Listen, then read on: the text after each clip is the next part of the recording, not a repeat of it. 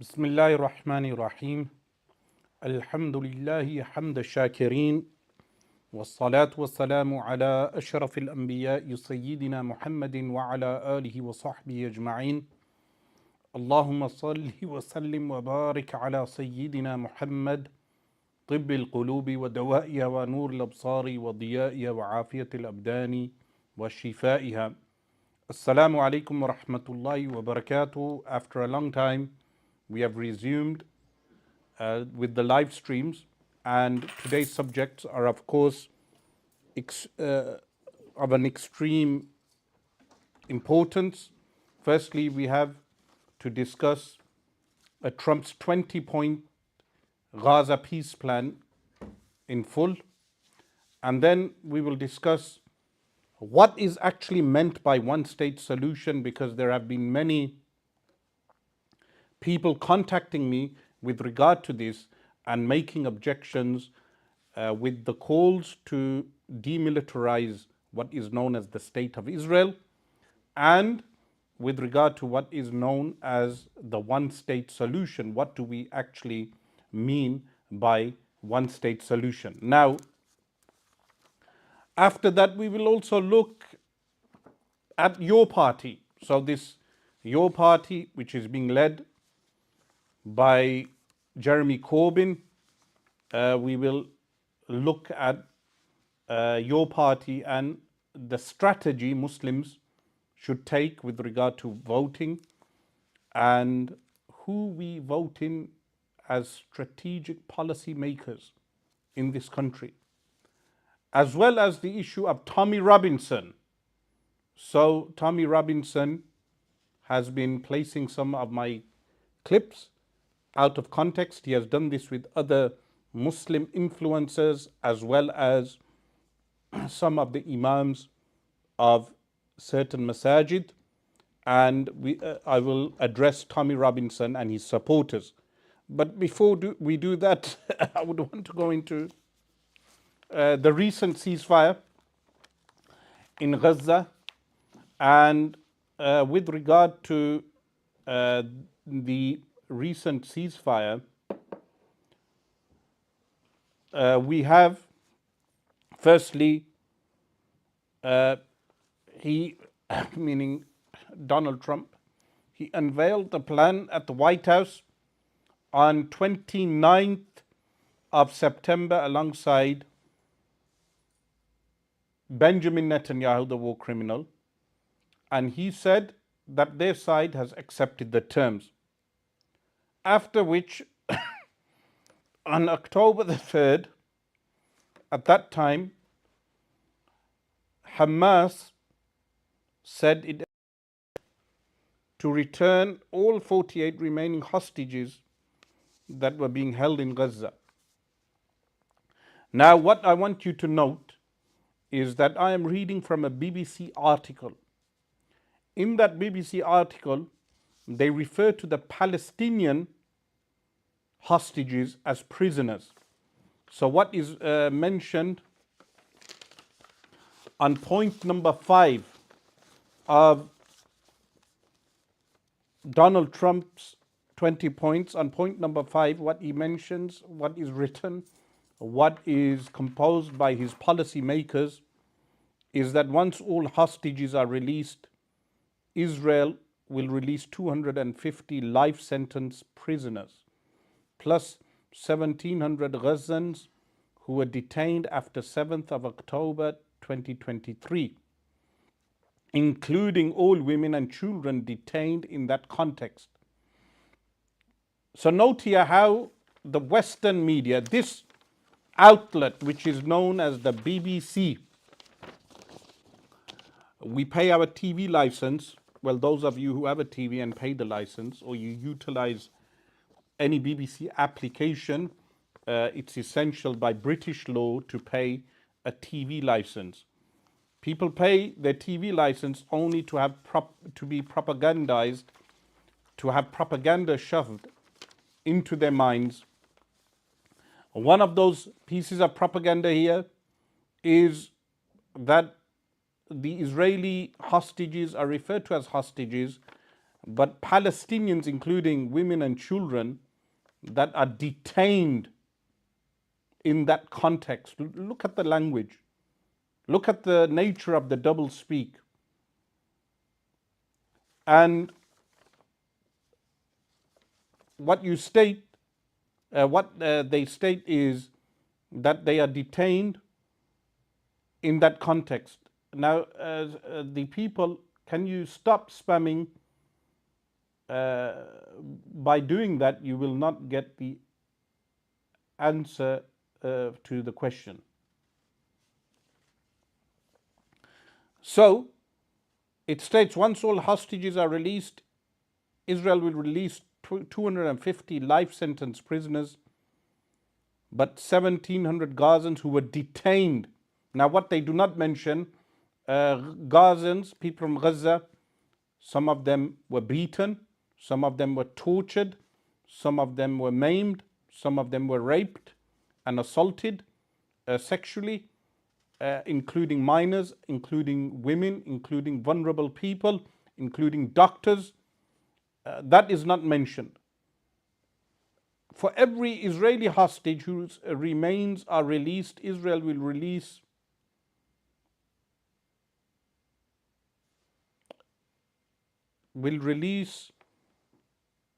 the remains of 15 deceased Gazans.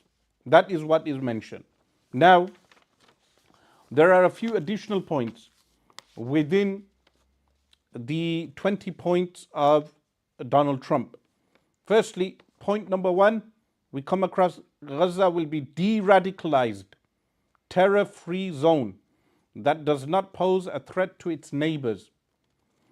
So Gaza is being described as a radical terror zone, and the initiative of Donald Trump is to make it a de-radicalized, terror-free zone.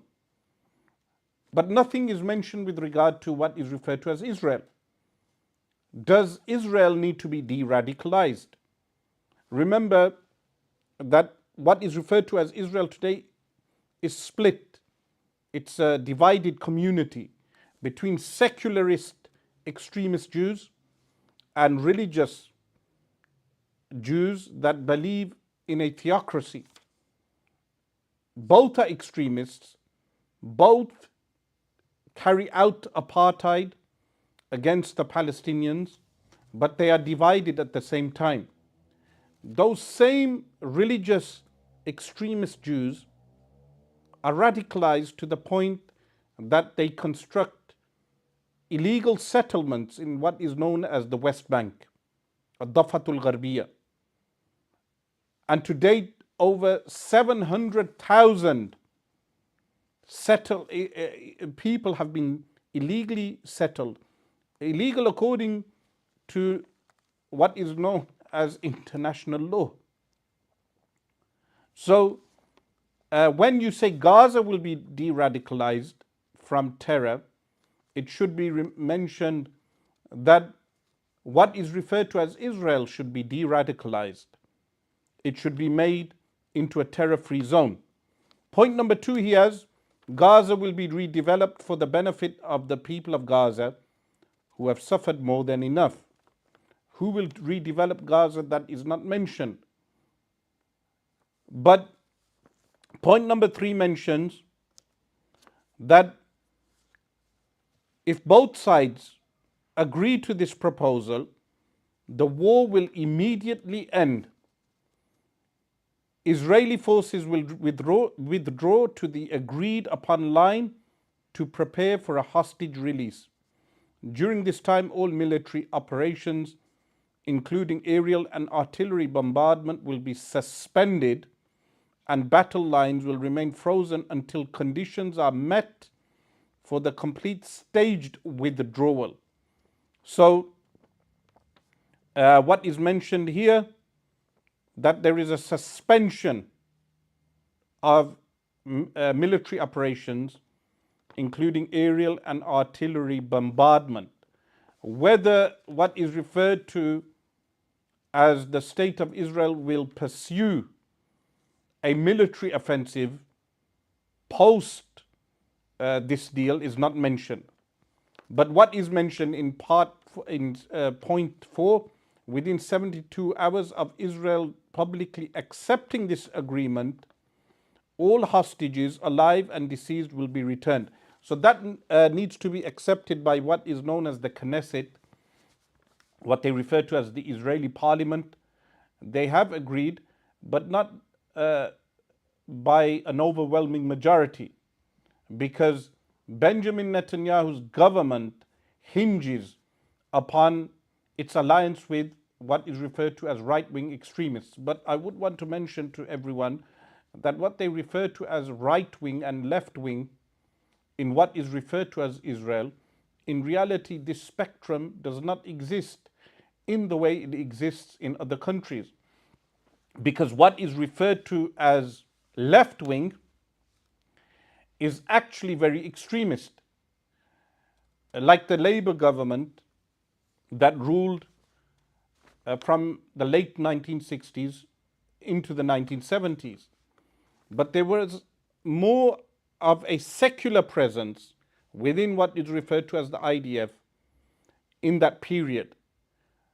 But the growth of religious radicals within the Jewish settlements, due to the different schools that were founded within those settler communities, those settlers have rose to prominence with different parties within the Knesset that dictate the extreme policies of Israel, more extreme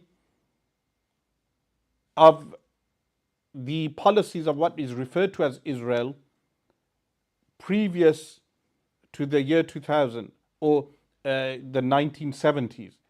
Of course, in the year 1998, for instance, Ariel Sharon famously said, announced that the young men should take to the hills. And of course, what is referred to as the Hilltop Group, which is a bunch of radical Jews, settlers that carry American weapons or weapons like the Uzi, they literally took to the hills within Palestinian villages, and what they did is indiscriminately kill Palestinians or take their land or bar them from accessing water, as well as carrying out acts of violence in the region. These are what are referred to as extremist settler groups. Now, condemnation in the past has occurred from, for instance, Barack Obama or Jimmy Carter. But or Bill Clinton, aside from verbal condemnation, there is no actual action taken by what is referred to as an international community.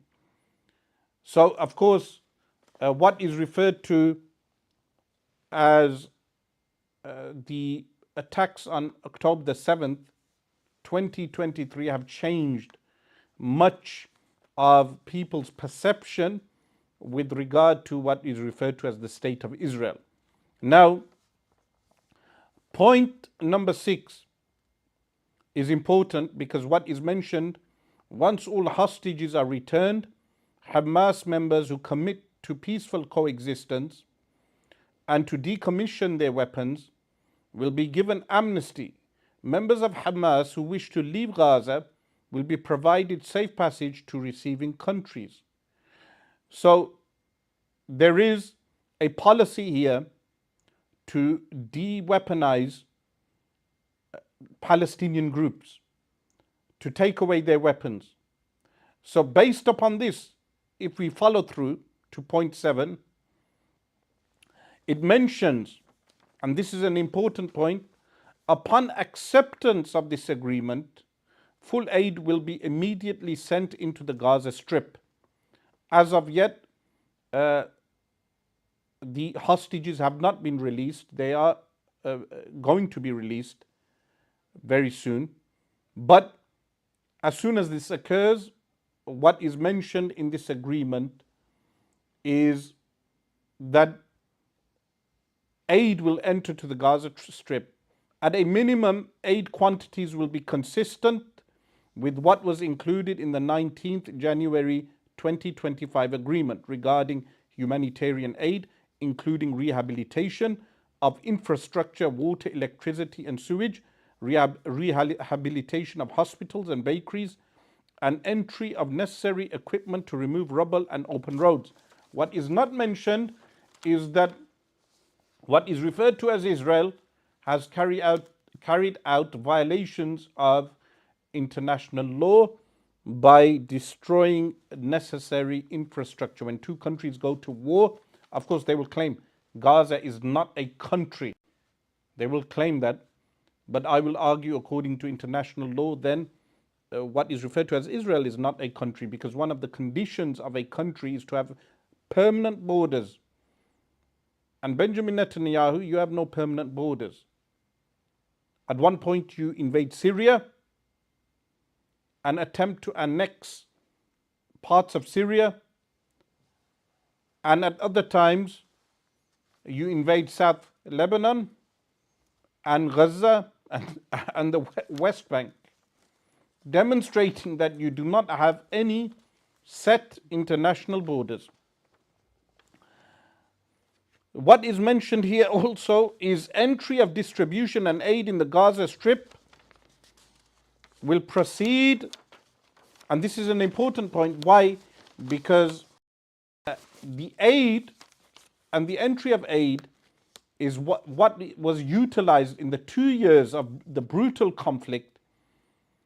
Food and basic necessities were utilized by the Israeli side, what is referred to as the Israeli side, as a way of holding the people of Gaza to ransom. So what is mentioned, without interference from the two parties through the United Nations and its agencies and the Red Cross, what is not mentioned, of course, is that Israel killed members of the United Nations group UNRWA, food distribution groups, claiming that even they were linked to Hamas. These were the war crimes carried out. In addition to other international institutions not associated in any manner with either party, opening the Rafah crossing in both directions. So, with regard to opening the Rafah crossing in both directions will be subject to the same mechanism implemented under 19 January 2025 agreement. So Rafah crossing is an essential crossing for the entry of the aid. The point number 9 is very important. What is mentioned under point number 9? Gaza will be governed under the temporary transitional governance of a technocratic, apolitical Palestinian committee. So what they mean to say is we will impose our own government upon the Palestinian people. Who will decide who are the technocrats? Who will decide who is apolitical? The fact that you are imposing a government upon the Palestinian people and claiming that a government must be apolitical. How can any government be apolitical? They state responsible for delivering the day-to-day running of public services and municipalities for the people in Gaza. This committee will be made up of qualified Palestinians and international experts, like they did in Iraq, who wrote down the Iraqi constitution after it was brutally invaded in 2003.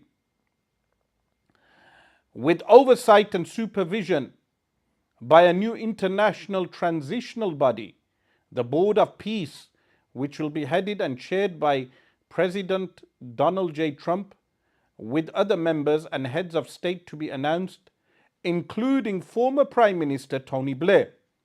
I will repeat that again, including former Prime Minister Tony Blair.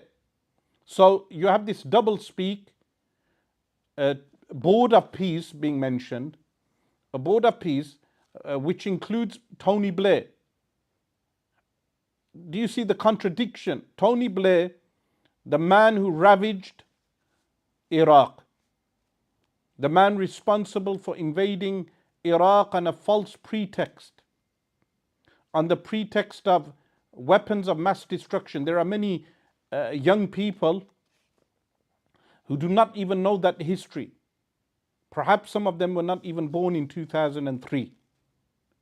In 2003, the government of Tony Blair with the government of George Bush Jr. in the United States of America invaded Iraq on the false pretext, on false intelligence, that Saddam Hussein, the president of Iraq at the time, had weapons of mass destruction.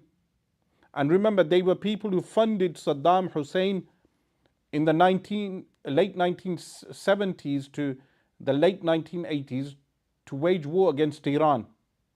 The same people who supplied him with chemical weapons. They accused him of having weapons of mass destruction that can reach the United Kingdom within a short span of time on that pretext. And of course, this master shaitan, which is Benjamin Netanyahu, he at that time made many statements which were to encourage Western governments to destabilize and invade Iraq, literally to destroy Iraq. So this warmonger, Benjamin Netanyahu, has been a warmonger from many decades.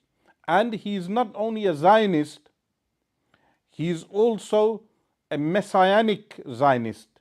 He falls within the bracket of people who believe that by waging war, they will bring about the Jewish Messiah. But within the past 2 years, he has been waging war for 2 years. The Jewish Messiah has not appeared. He has been waging war recklessly in South Lebanon, in general, in Syria, in Yemen, in Iran, in different regions of the Middle East, even Qatar, dropping bombs on Qatar. And yet his Messiah has not appeared. So to want former Prime Minister Tony Blair on what you refer to as a board of peace is doublespeak. George Orwell, whose name was also Blair, will be rolling in his grave. So what they state regarding this body will set the frame. And by the way, resistance groups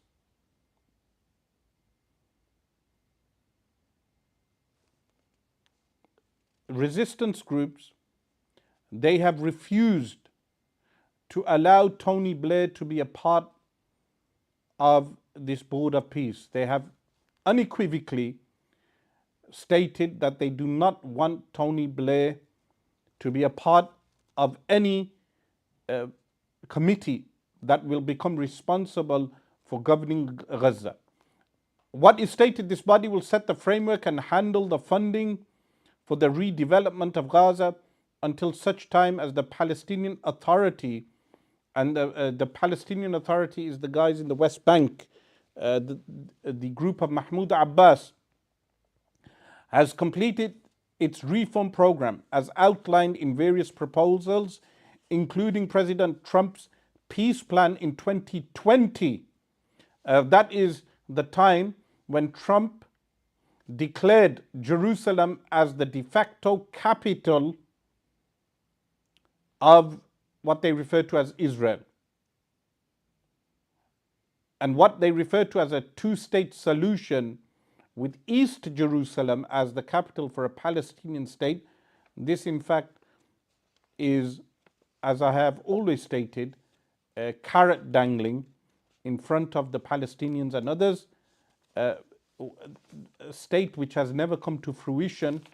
And it only took 2 years of war, of ravaging Gaza, killing thousands, carrying out various crimes in Gaza, for some nations, the Anglo-Euro nations like Canada, New Zealand, Australia, ironically, which are also occupied lands, to declare a Palestinian state. What that entails is not very clear. So, what is mentioned that the President Trump's peace plan in 2020 and the Saudi-French proposal and can securely and effectively take back control of Gaza. This body will call on best international standards to create modern and efficient governance that serves the people of Gaza and is conducive to attracting investment. So these are some interesting points found further down. What he mentions is economic development. So point 10 mentions a Trump economic development plan to rebuild and energize Gaza will be created. So, by convening a panel of experts who have helped birth some of the thriving modern miracle cities in the Middle East, this means, of course, corporate capitalism or Western style capitalism, whatever name you give to that type of capitalism, entering Gaza and Palestine. What he mentions on what the team that drafted this for Trump mentioned in point 11 is a special economic zone. In point 12, no one will be forced to leave Gaza, and those who wish to leave will be free to do so and free to return. This is, of course, a positive point, that Gaza should not be deemed as a concentration camp or should not be left as a concentration camp. Some people refer to it as an open air prison. I disagree with the term prison. They do not deserve to be in a prison. People are taken into prisons. It's the largest concentration camp on earth. So what is mentioned, we will encourage people to stay and offer them the opportunity to build a better Gaza. What relates to Hamas here also, Hamas and other factions agree to not have any role in the governance of Gaza, directly or indirectly or in any form. Of course, what is not mentioned, organizations can just rebrand. All military terror, and this point is very important, all military terror and offensive infrastructure, including tunnels and weapon production facilities, will be destroyed and not rebuilt. What is not mentioned is that Gaza and Palestine, according to international law, have every right to build their own weapons, to have their own army. Will the Palestinian state that you are proposing have an army? Most nations on the earth have what is referred to as the nation states, which were founded after the 30 years war in Europe, the model of a nation state. Meaning after the 30 years war, treaties were written down, and we have the modern nation state model. According to that model, most of the nation states have an army. That is not elucidated within these 20 points. As if to say, at will, whenever what is referred to as Israel decides to invade, they can invade. What is stated here, there will be a process of demilitarization of Gaza under the supervision of independent monitors. Those monitors are not specified. And what is mentioned, which will include placing weapons permanently beyond use through an agreed process of decommissioning and supported by an internationally funded buyback and reintegration program, all verified by the independent monitors. New Gaza will be fully committed to building a prosperous economy and to peaceful coexistence with their neighbors. Of course, what is not mentioned is the right to return of over 800,000 Palestinians that were evicted or fled thinking they will be permitted to return. They fled due to the gangs have become known as the IDF. Those gangs that roamed, Jewish gangs, thugs, that roamed around Palestine, evicting people or claiming that their lives were under danger, and then people leaving and fleeing, and then now they have no right to return. So when the UN mandate occurred in 1948 and so-called Israel was declared in May 1948, around 55 to 56% of the land was given to a Jewish settler population. Land that some of it was purchased, some of the land, earlier in the late 1800s. So when Zionism was founded in 1892, families like the Rothschild family, for instance, they funded people to settle in Palestine, to set up farms. And this is why so many of what are referred to as Israelis are brainwashed into thinking the land was empty. It was not empty. It was the Palestinians were there. But many rich Jewish people from Europe and other places, they purchased land. But they did not own and purchase 56% of the land.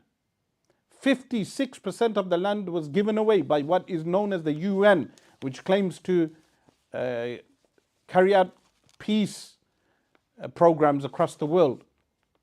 And then, after the Nakba, and when Egypt and Jordan, for their own interests, entered Palestine, Jordan took the West Bank and what is known as Al-Quds al-Sharif, Jerusalem, while Egypt took Gaza. What is known as Israel took the rest, and 77% of what is Palestine became known as so-called Israel. 77%. So over 800,000 Palestinians were evicted into Jordan, into Syria, into other parts of the Middle East. And now, and of course, according to international law and UN resolutions, they are permitted to return. So none of that is mentioned. Why? Because the demography of what is referred to as Palestine will change if those people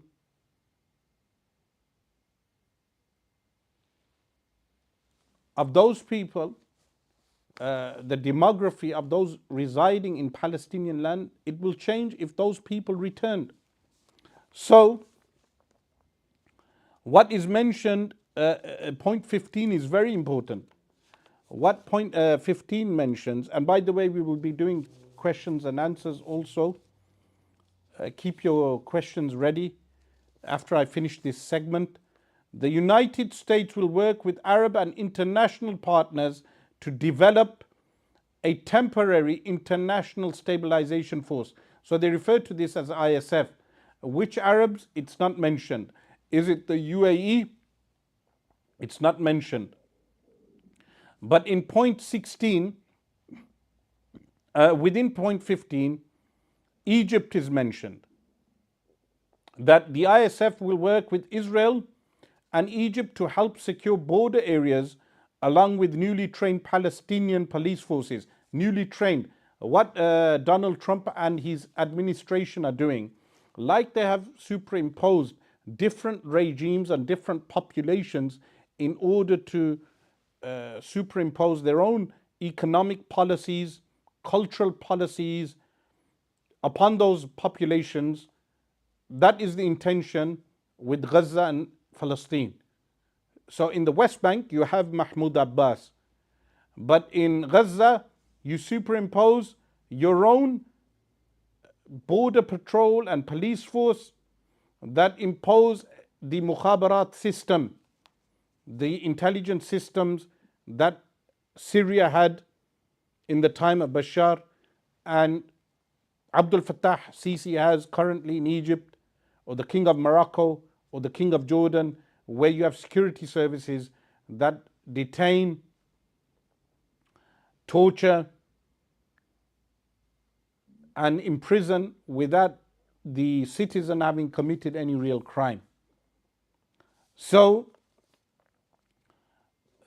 what this proposes is to superimpose that on the population of Gaza. Then, point 16, it mentions Israel will not occupy or annex Gaza, which is good. But if what is referred to as Israel allowed or this agreement allowed the Palestinians the right of return, that would entail the end of what is known as Israel today, which I will go into the next segment when we cover the one-state solution. And what is mentioned in point 16 is that the Israeli Defense Forces, IDF, will withdraw based on standards, milestones, and timeframes linked to demilitarization. So that means they will not completely leave. It will be based upon stages, depending on all these conditions that have been mentioned. That will be agreed upon between the IDF, ISF, the guarantors, and the United States, with the objective of a secure Gaza that no longer poses a threat to Israel, Egypt, or its citizens. But Gaza was never a threat to Egypt. Practically, the IDF will progressively hand over the Gaza territory it occupies to the ISF according to an agreement they will make with the transitional authority until they are withdrawn completely from Gaza, save for a security perimeter presence that will remain until Gaza is properly secure from any resurgent terror threat. Of course, there is no mention of a terror threat from the IDF. There is no mention of the terror threat that what is referred to as the IDF in what is known as the West Bank. In these regions, what is referred to as Israel from the time of 2023, October 2023 to 2024, how many people from the West Bank were killed and imprisoned, taken as hostages? So when the IDF go into the West Bank, kill thousands of Palestinians, imprison or take as hostages, as Palestinian hostages, that is not deemed as a terror attack. When Palestinians break into what is referred to as Israel and carry out the October 7th attacks, people like Piers Morgan want everyone to condemn this. But there is no equating between the two acts. Between the acts of what is known as the IDF, when it enters the West Bank, kills people at will, destroys their homes, not imprisons them, takes them as hostages, including children. There is an extra sympathy for the white Israelis, what are referred to as white Israelis, because they are in fact Americans, they are Europeans, and they have taken the land by force. It's a settler colonial entity, and it is linked to the Anglo-Euro white man, the Anglo-Euro construct, which in fact controls the UN, it controls the IMF, it controls the World Bank, an Anglosphere, an Anglo power structure or Anglo-Euro power structure that controls Canada, it controls New Zealand, it controls Australia, and of course all these countries share intelligence. So there is more sympathy. Piers Morgan is on the verge of tears because these are white people being killed, or journalists similar to Piers Morgan. So what is not mentioned here is the terror attacks of the IDF. What is also mentioned in the event, point 17, Hamas delays or rejects this proposal, the above, including the scaled up aid operation, will proceed in the terror-free areas handed over from the IDF to the ISF. So what this entails is that if Hamas rejects the above proposal, point 16, which is with regard to the IDF withdrawal and a secure Gaza based upon the framework of Donald Trump, they state that aid will stop. The aid will stop except in terror-free areas, what they refer to as terror-free areas. So this is utilizing aid in order to carry out these guarantees. And of course, these 20 proposals were revised with whom? With Benjamin Netanyahu himself. Point number 18 is very interesting. Point number 18 is an interfaith dialogue process will be established based on the values of tolerance and peaceful coexistence to try and change mindsets and narratives of Palestinians and Israelis by emphasizing the benefits that can be derived from peace. It's not the Palestinians who do not tolerate. The Palestinians have been tolerating other faiths for hundreds of years. You have the Church of the Sepulchre.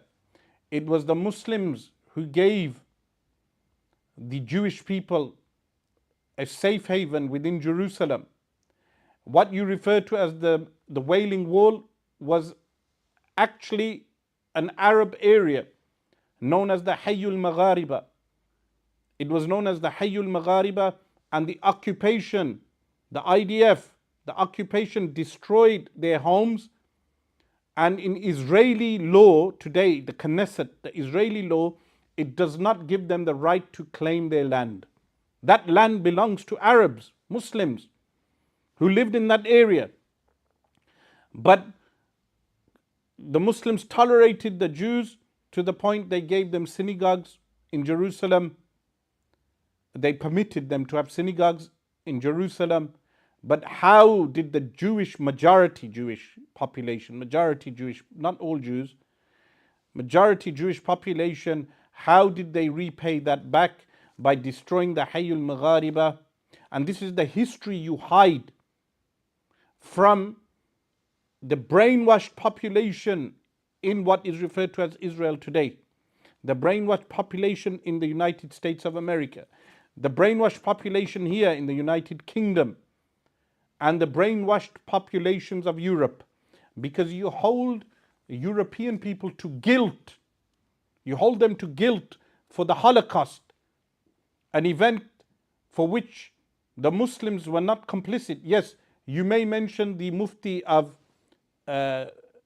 Palestine met Hitler, but what you do not mention is that in 1932, the Zionist organization met Hitler and agreed with Hitler that the Jewish population should be displaced from Germany and sent to Palestine.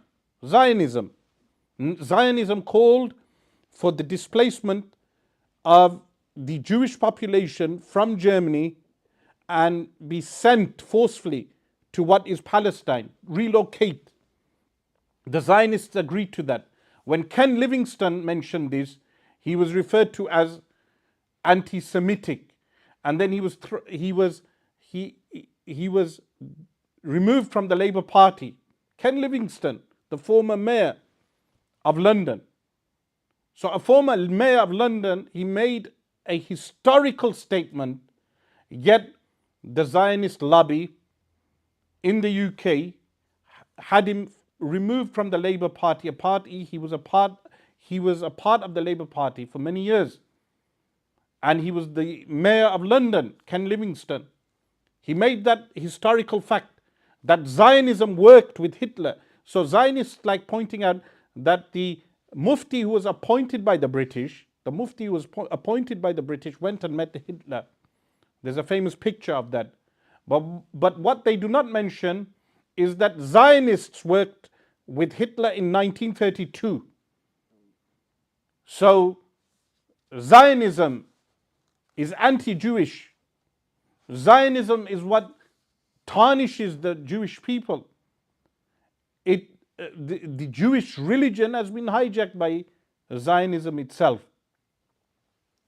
So when you talk about dialogue,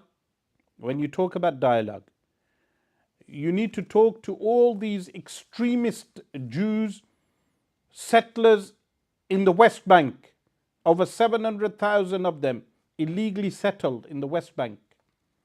When you talk about peaceful dialogue, talk to the rabbis here in the UK. A call out to all you rabbis who are pro-Israel in the UK. You cannot debate me and prove from your own Torah that the land of Palestine belongs to what you refer to as the State of Israel. Not a single rabbi in the entire UK. The challenge is open. You cannot debate me from the Torah itself. I will prove to you from the Torah that the land of Palestine does not belong to Zionists. It's illegally occupied. So when you mention interfaith dialogue, I would want to tell all the people, Qari Asim, all these people who give out statements, the people around Qari Asim, all of them, that when you talk about interfaith dialogue, you need to have real interfaith dialogue. You need to mention that they are illegally occupying that land according to the Torah itself. They do not even follow the teachings of the Torah. That is what needs to be mentioned in interfaith dialogue. Not placing flowers and condolences. Have real dialogue. So Islam is tolerant because when we call for one state solution, we call for Jews to live in the one state. We call for Christians to live as they have been doing for 1400 years, with the exception when the Crusades happened, when the Crusaders invaded Jerusalem and the blood of Arabs was shed, Christians and Muslims alike, and Jews. So it is the Muslims who are tolerant. It is the Muslims who can only establish the one-state solution, which I will be mentioning shortly. So, point 19 mentions, while Gaza redevelopment advances and when the PA reform program is faithfully carried out, so they do not even mention what the Palestinian Authority reform program is. What does that entail? You want to reform the Palestinian Authority? Go and reform the Knesset, Donald Trump. Go and reform your friend, Benjamin Netanyahu, the murderer of children. In 2014, when Israel carried out its strikes, over 300 children were killed. Yet, the rabbis here never condemned that. The rabbis in the UK did not condemn that. Do not mention a few rabbis who are such a minority within the Jewish community. It's like mentioning a fringe group within the Muslims, or even a fringe group that are deemed Muslims. It's like mentioning a small fringe group. There is no real condemnation from leading rabbis. So, what they mention is a reform program for the PA, and then may finally be in place for a credible pathway to Palestinian self-determination and statehood, which we recognize as the aspiration of the Palestinian people. Well, these 20 points are real dictatorial, real colonization, real Anglo-Euro colonization, that it will be up to the Anglo-Euro white man to decide when the Palestinians are ready for self-determination. I tell you how they will have self-determination. Remove all your armies and leave them. Remove your illegal settlements. Remove the border patrols. and allow the Palestinians back home. All of those above million who have been evicted from their historical homeland. And then point 20 mentions the United States will establish a dialogue between Israel and Palestinians on a political horizon for peaceful and prosperous coexistence. And that is where we go onto the topic of a one-state solution, because there was a support of Qari Asim from Leeds. This man claims to represent the Barelvis. He claims that he does not actually represent anyone except himself and perhaps a few people around him. That some of his supporters, in conversation, they said to me that a one-state solution is ridiculous, what you call for. This is because these people do not understand what one-state solution entails. They do not even understand the historical process, what is referred to as the peace process. But before I go into that, we will take some of your questions, and then if the questions are good, if the questions are engaging, then I will engage with the questions. Otherwise, we will proceed to the second segment.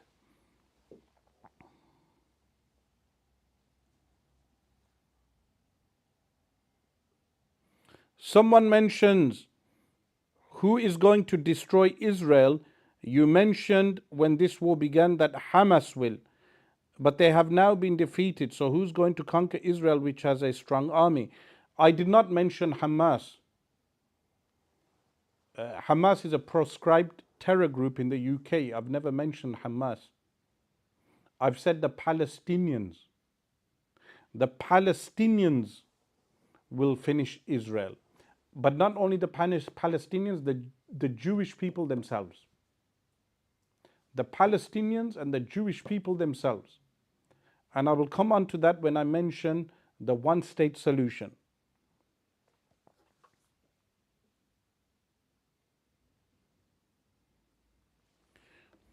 What do you think of Arab state complicity in the genocide in Gaza through the Abraham Accords?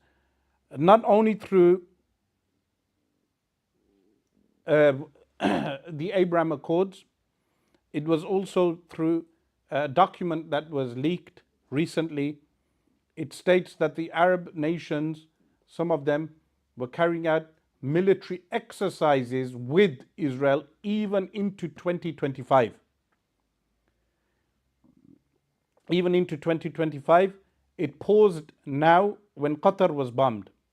When Netanyahu bombed Qatar, those military exercises were paused. So, of course, there is something which Sheikh Abdul Rahman Hassan Habannaka, rahimahullah, he has a book, Zahiratul Nifaq. Nifaq, hypocrisy, is something that exists from the beginning of the revelation of Al-Quran, where Allah subhanahu wa ta'ala mentions munafiqeen, until our time today, people who outwardly believe but inwardly they do not. So in the hadith, Rasulullah sallallahu alaihi wasallam mentions that there will be leaders in the end time who will have the form of a human, but their hearts will be the hearts of shayateen. So that is the time we live in. And there is also a hadith which mentions that the rulers will fight over rulership, over authority, the way donkeys fight, but Asqalan will be the place of a great battle in which 70,000 people will be made shaheed. Asqalan. This is in Al-Mu'jam Al-Kabir of At-Tabrani. So, someone asked the question, Nu'aym bin Hammad alludes to the Sufyani controlling Jerusalem. Is this true? This is yet to be seen. Sufyan is a leader that appears. He has not appeared as of yet. He appears after the war for the gold in the Euphrates. I believe before Sufyani arrives, what is referred to as Israel will be finished. Israel is not a power. It's not a superpower. October the 7th demonstrated how flimsy Israel actually is. The bombing of Tel Aviv by Tehran demonstrated how flimsy what is referred to as Israel actually is. And remember, before the current war, the secularists and the secularist, what are referred to as secularist Israelis, were at loggerheads with what are referred to as Talmudic or religious Jews within what is known as the State of Israel.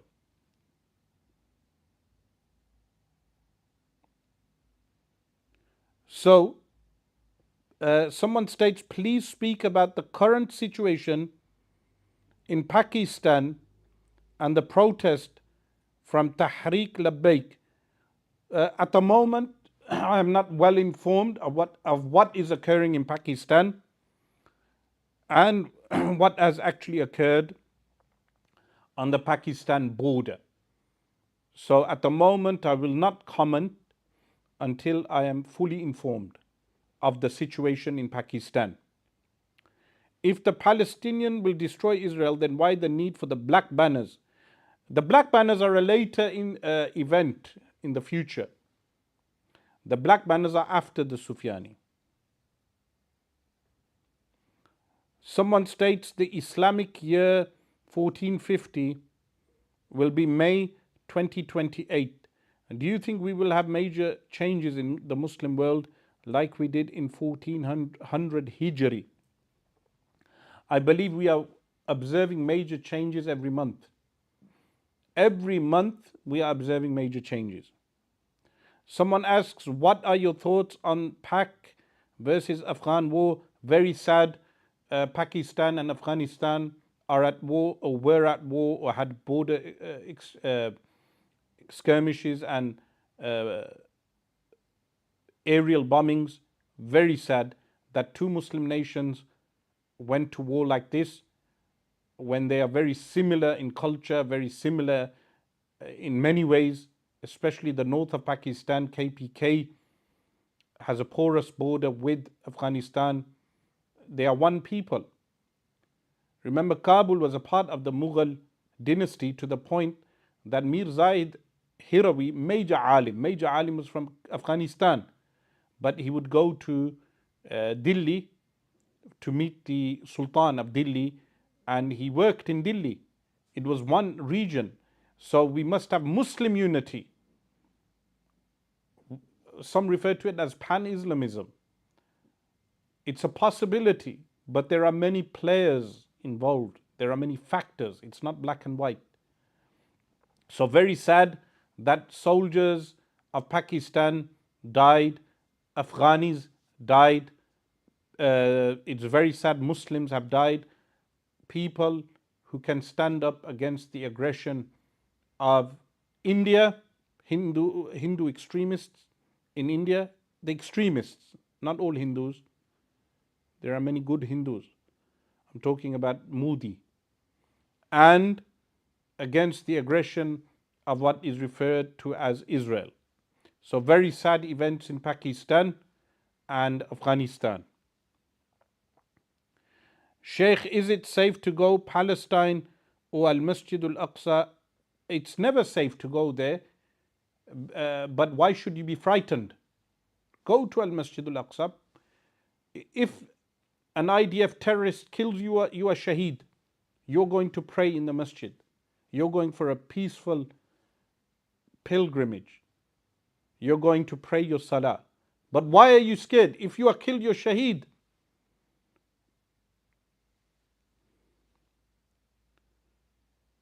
If Ba'athist Iraq returns, can the drying be stopped? Ba'athism is finished now in the Middle East. In fact, the Ba'athist party, thank Allah, is finished in Syria also. Baathists were responsible for the bloodshed of many Muslims. And realistically speaking, Baathism will not return. It died with the death of Mish'al Aflaq. He died in 1989. Saddam Hussein claimed he became a Muslim. He carried out his funeral. But Baathism is finished. We need to go back to Khilafah, not Baathism. And even if the Baathists came into power, if it is the divine decree that the Euphrates dries and uncovers a mountain of gold, no one can stop that divine decree. Someone states Iran and Zionists could be playing a big game. Very conspiratorial of you. It really demonstrates your IQ. Besides Iran being Shia, do not let that cloud your judgment, your political judgment. It's absolutely absurd of you to think there is a conspiracy between Iran and Israel. Give credit where it's due. Iran bombed Tel Aviv. It destroyed a lot of the infrastructure of Tel Aviv. Is fear of American retaliation a valid excuse for inaction from Muslim nations? No, the Americans will not retaliate against Muslim nations if they unite and attack what is known as Israel. That is demonstrated by Iran alone. The United States, Iran alone attacked Tel Aviv. Was Iran attacked by the United States? The answer is no. But imagine a military strike from Turkey and Pakistan, Egypt and Iran, for instance. Theoretically speaking, they will not do so. Turkey even placed sanctions on Iran after Erdogan met Donald Trump recently in the White House. Someone mentions Kitabul Fitan, mentions Shu'aib bin Saleh conquering Jerusalem. Yes, it does mention Shu'aib bin Saleh. This is also in the Sunan of Ibn Majah, but it does not refer to him conquering. It's not in reference to the conquering of Jerusalem from Jewish occupation. It doesn't mention Jewish occupation. Someone asks, are you aware of the homosexual Peter Thiel and his company? The answer is yes. Peter Thiel has significant influence in certain quarters and is a cult leader. I've read on him in The Guardian. There was a long article regarding him in The Guardian exposing his cult.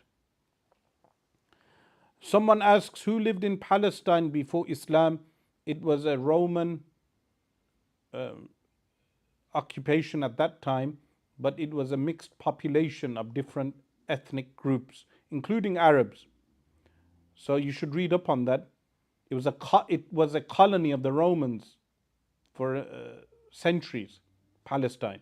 Prior to that, it had different indigenous groups, Phoenicians and others, so many different groups. You can read some literature on the history of Palestine.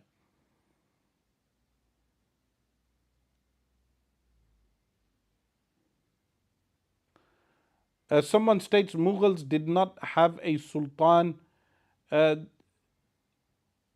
title sultan is actually given to them in some of their books.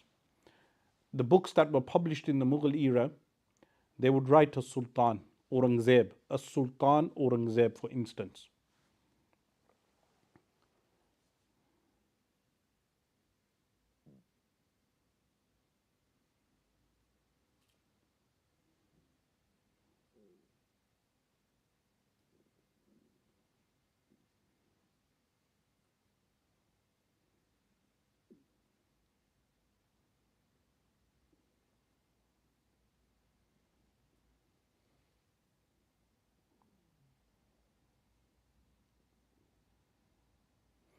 Someone states, you mentioned previously a group that will protect Palestine.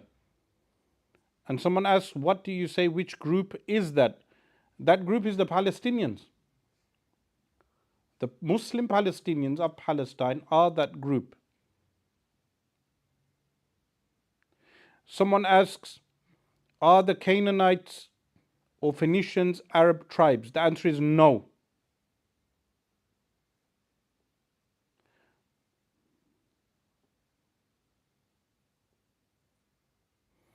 Someone says regarding the Mughals, Sheikh, sir, it was actually emperors. Trust me, they abolished all sultanates. You may be conflating for the Delhi Sultanate. So, can you give me the name and the term for emperor in the Mughal times? What was the term that they utilized?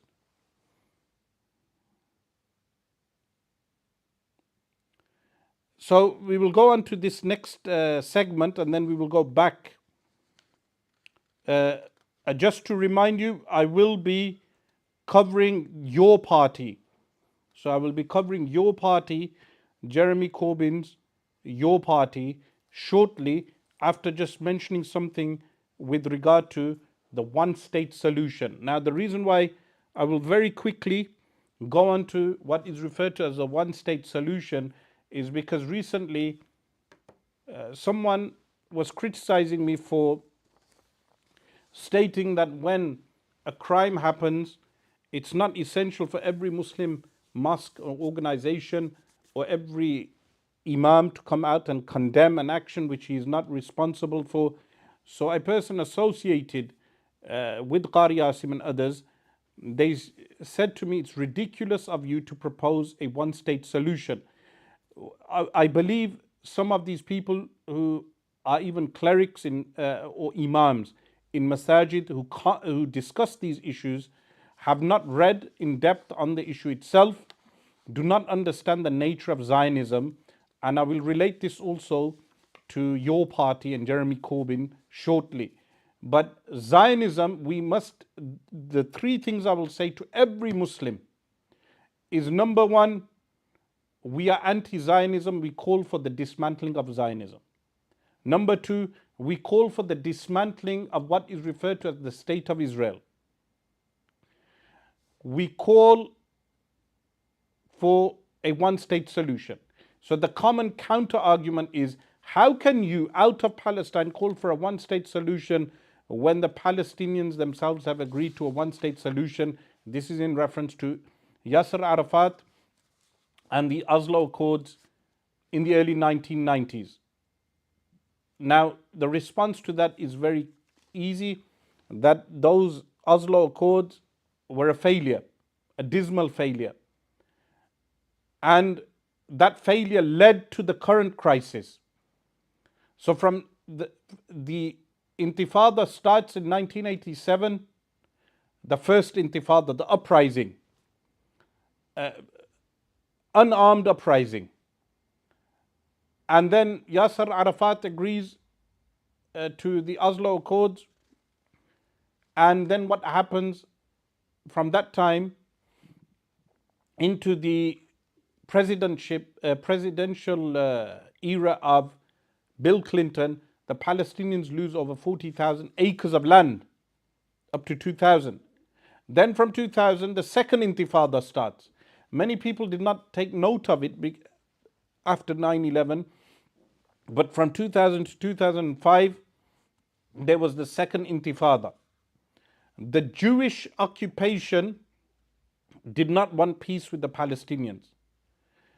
All they have been looking for is evicting Palestinians from their land and taking the entire land, including Gaza, including the West Bank, even though they left Gaza in 2005. But now the extremists, all of them are extreme, the so-called Israelis, all of them are extreme. But the Knesset, members of the Knesset, what is referred to as the Israeli parliament, they want complete occupation of Gaza and the West Bank, what they refer to as Judea and Samaria. So the peace process and the two-state solution, which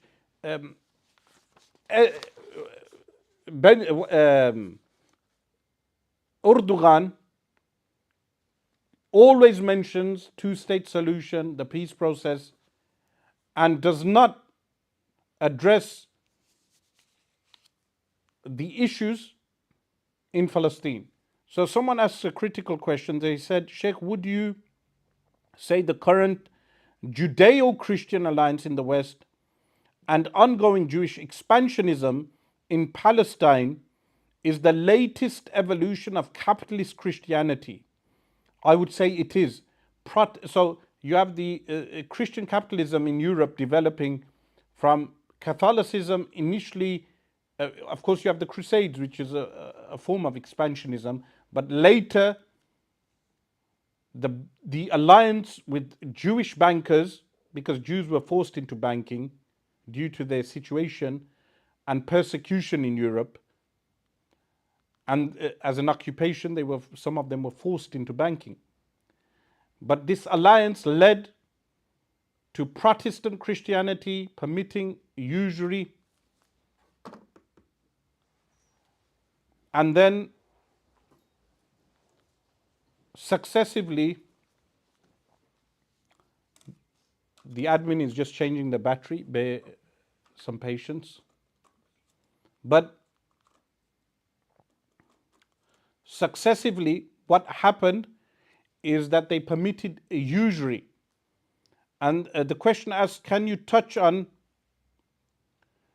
how such alliances and usurious banking go hand in hand? The response is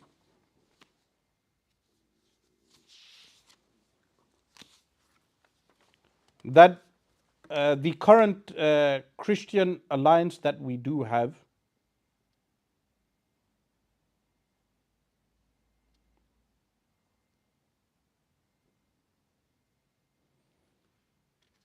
is based on usurious banking. So in response to your question, Judeo-Christian alliance in the West and ongoing Jewish expansionism in Palestine is the latest evolution of capitalist Christianity. And yes, we would also say that the Christian Zionists, someone asks, who are the Christian Zionists? We would say they had a strong role in British history, and they also had a strong role in America. And they currently, AIPAC, which is the Zionist lobby in the United States of America, is strongly influenced by what is known as Christian Zionism. So Israel is on the verge of firstly, it is fractured. It's a fractured state, and a good book to read on this book. People ask for book recommendations. Israel on the Brink, 8 Steps for a Better Future, Ian Pape. Even though the author utilizes terminology which is terminology that we would not necessarily utilize, but it's a very good read from the Jewish opposition to what is known as Israel. So this is all you guys who took British passports from Pakistan, who are Maulvis and condemn me for saying one state solution, you guys must have acquired reading of the English language. People in Pakistan read better English than us. They even write English better than us. So many writers in Pakistan and academics very good at English. But you can read English, so acquire this book and read this book by Ian Pape, Israel on the Brink. So firstly, we have Israel, what is referred to as the state of Israel,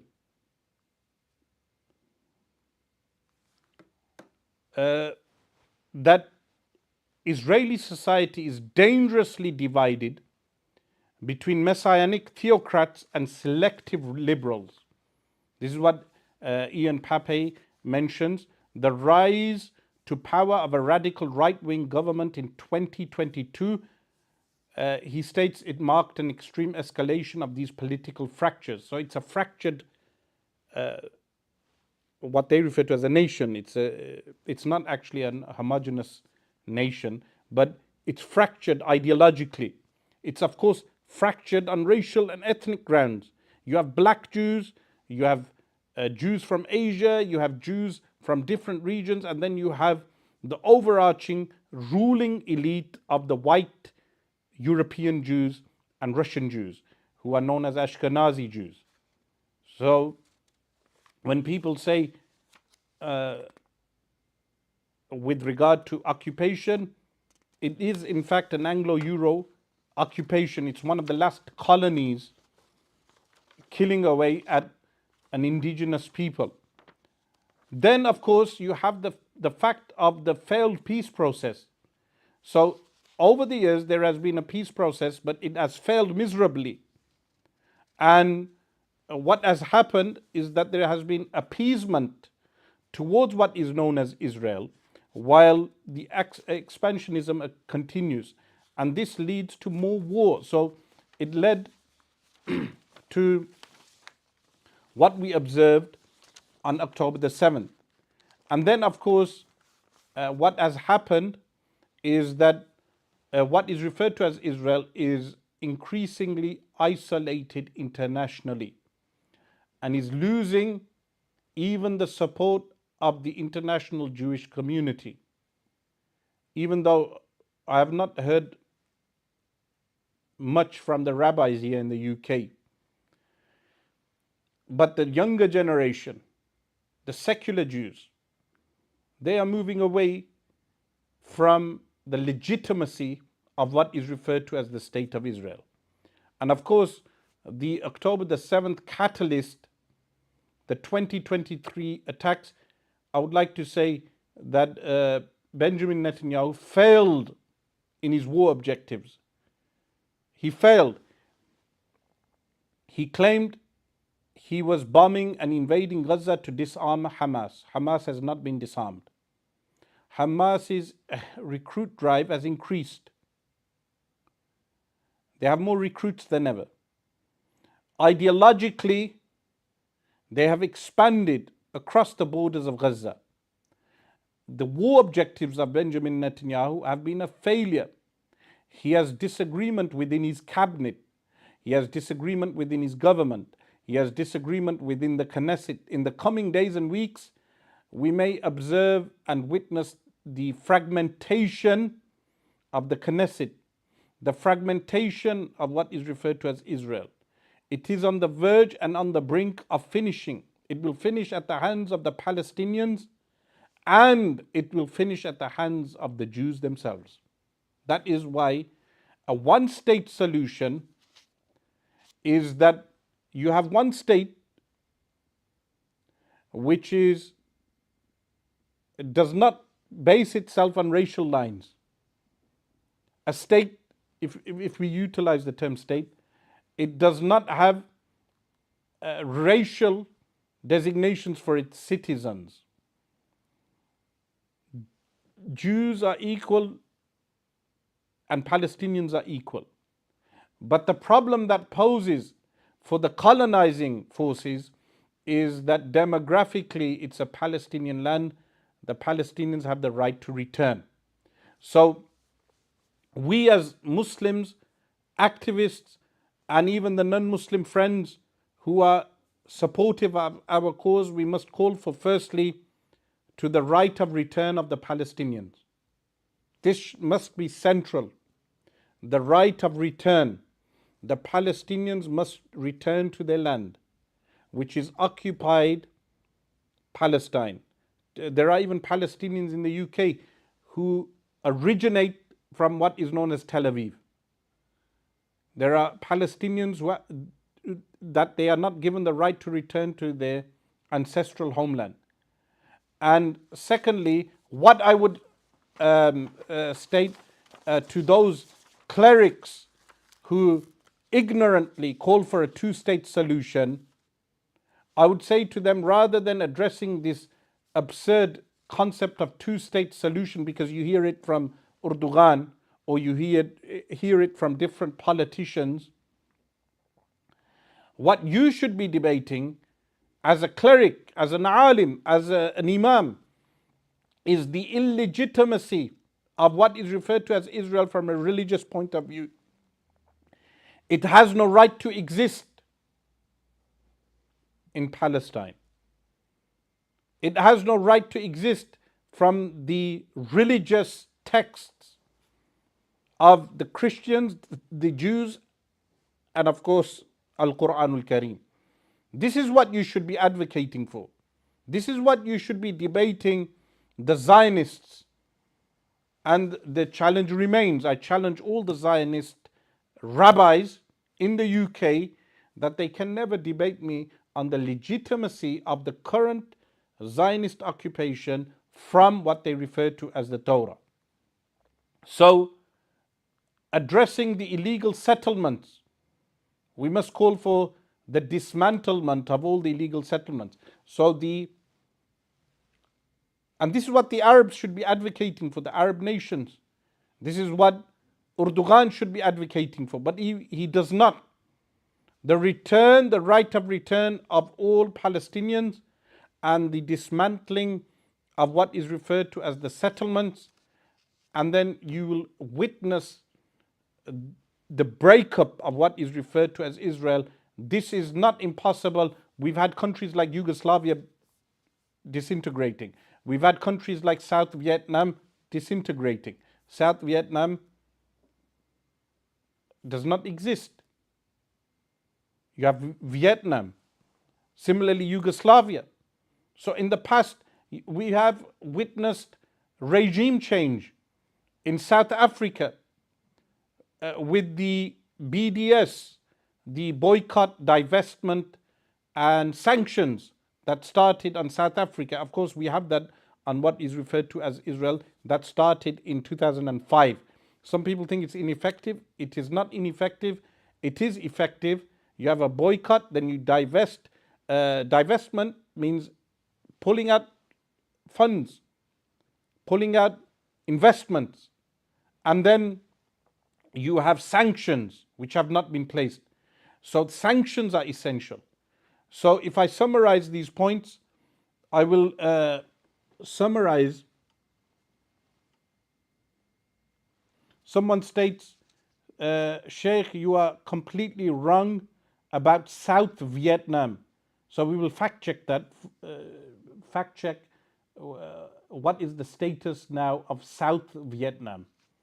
But what I will mention is that these steps can be carried out of calling for the right of return of Palestinians. So this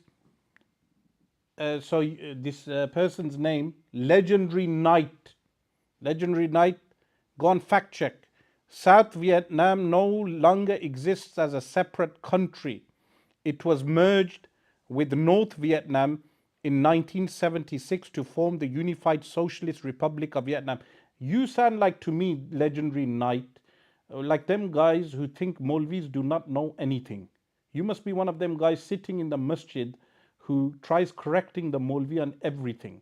There is a crowd of your type of people who perhaps never achieved anything in dunya, so then you decide to be the committee leader of a mosque.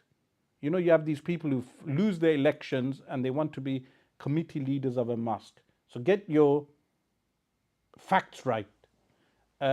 Also, we will fact check your other claim. You claimed that the Mughals were not known as Sultan. So I am going to check now this claim. You claimed that the Mughals were not known as Sultan. You strike me as an imbecile.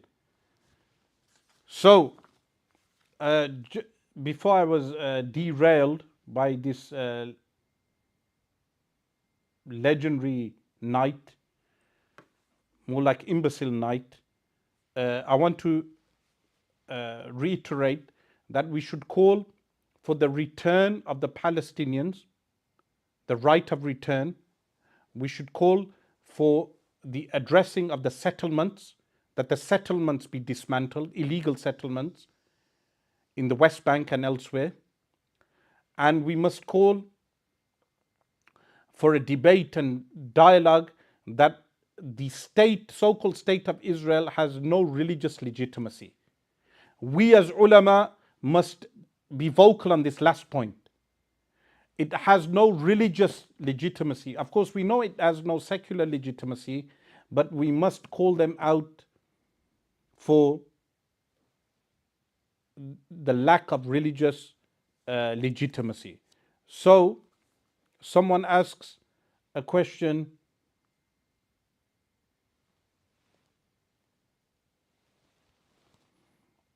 Trump's recent tariffs on China caused a dangerous downturn on both crypto and stock market values. Companies like Microsoft, Tesla, etc. took a real hit. Where do you place these kind of market downturns amongst current events? So this relates firstly to the lack of confidence in the economic system. So the current economic system, which has encroached all over the world, this economic system has many failures that poor people, they suffer from those failures. So the failing market economy in certain countries is one of the ashratu sa'a, which I will expand upon another time.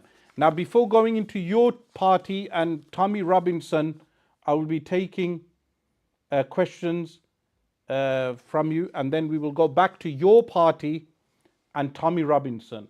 So, just a note, people stop bullying Legendary Knight now. I'm sure, did you fact check we will fact check the Mughal Sultan fact also.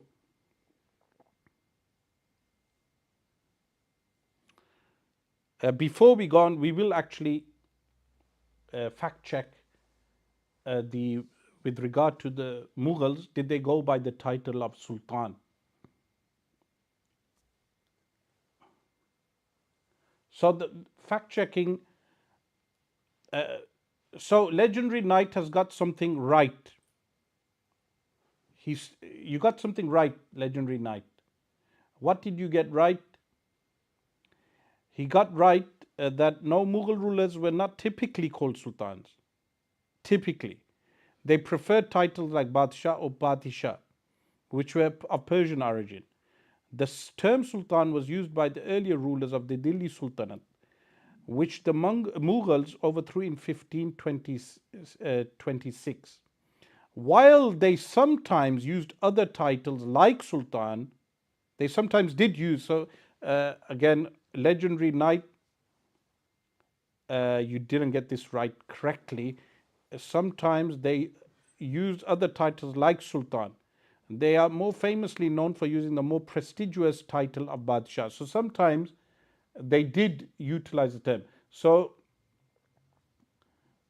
we will go back to Q&A. I will be taking questions. And then just a reminder, so you can inform others to join our live stream. I will be discussing Jeremy Corbyn, your party, and Tommy Robinson after the Q&A.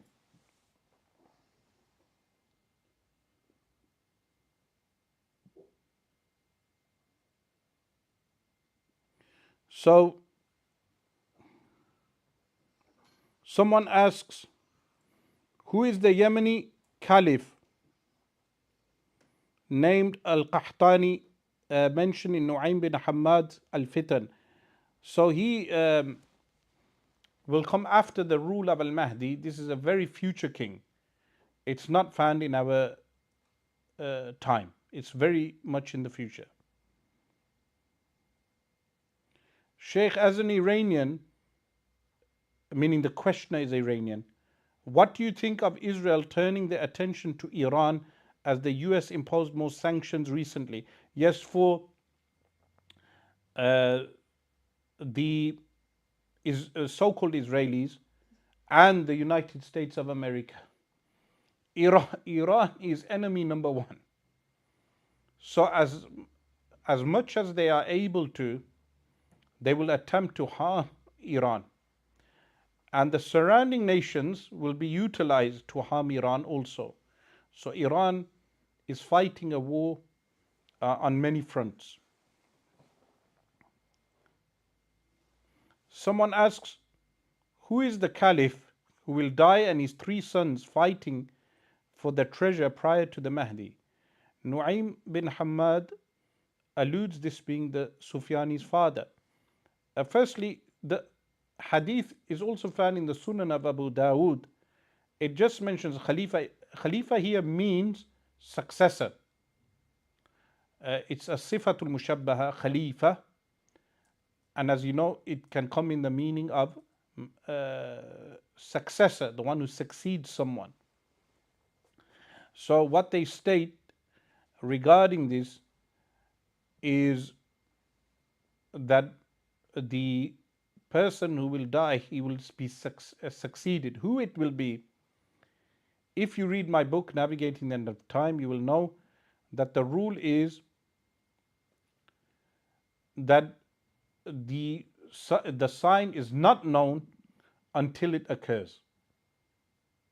So we will not know who this is until it actually occurs. So someone asks, can you provide a detailed definition in English for Darul Harb? Some accuse Hanafis of today of misportraying it and say it only refers to land where active fighting is taking place. They are correct. Many of the Hanafis are misinterpreting Darul Harb. I want to make this very clear. This is for all the students of knowledge and fuqaha, people who study and teach fiqh. I would want to say post 1908 to post 1924, when the Khilafah was formally abolished, some of these definitions need redefining according to modern standards.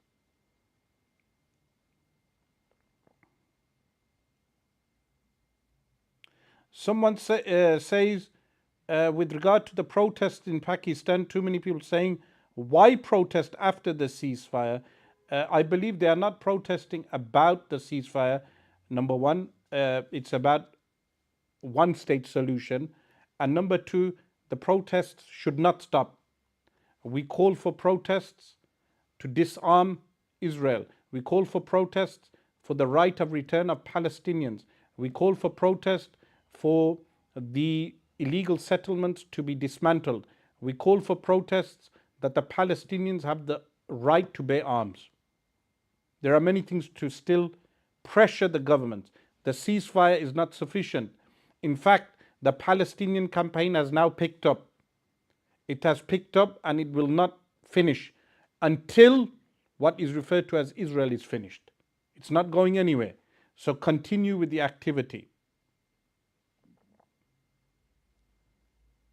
So someone asks, so what will the Sufyani do in terms of conquest or rule?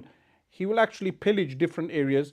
There's a link between Sufyani and Egypt, and there's a link between Sufyani and Iraq. Of course, he rules from Damascus, but he appears from modern day Jordan. So the exact details in terms of quiddity will only be known when it actually occurs. Someone asks, what is the Al-Hadda and Al-Wahiya blasts during the month of Ramadan,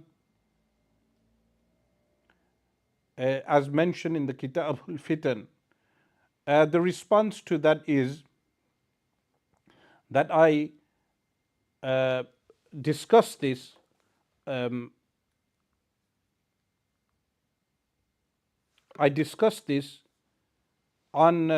my book, Navigating the End of Time. And we cannot know the exact details until it occurs. But people presume it may be a nuclear attack because it mentions a column of fire appearing in the east. and people are exhorted to store away food.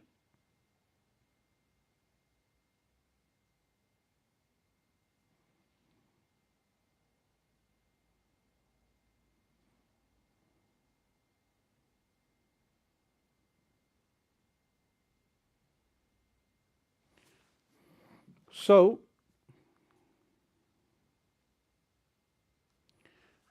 there is an additional question here in the messages.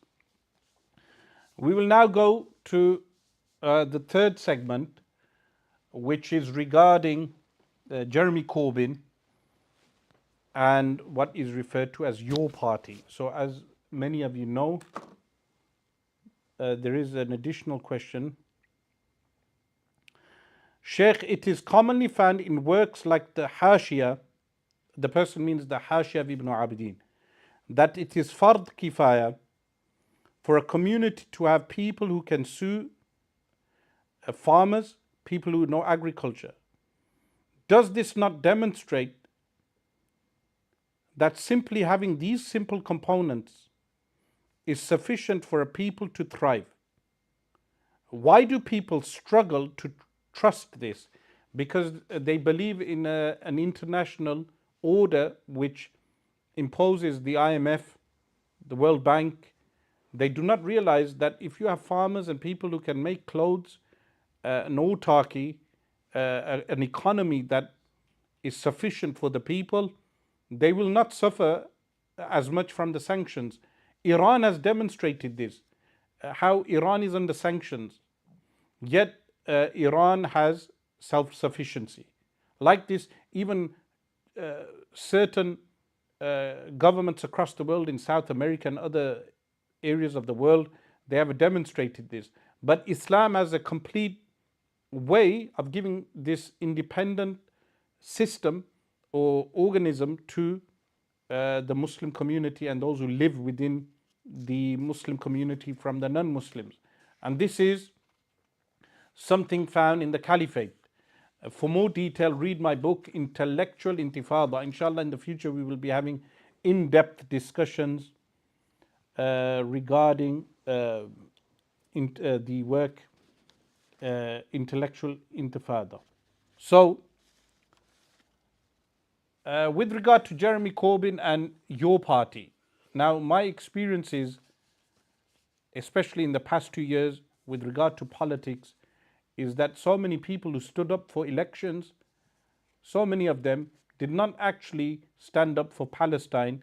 They utilized and catapulted themselves on the Palestinian issue, to the point that I went to certain areas in order to resolve disagreements.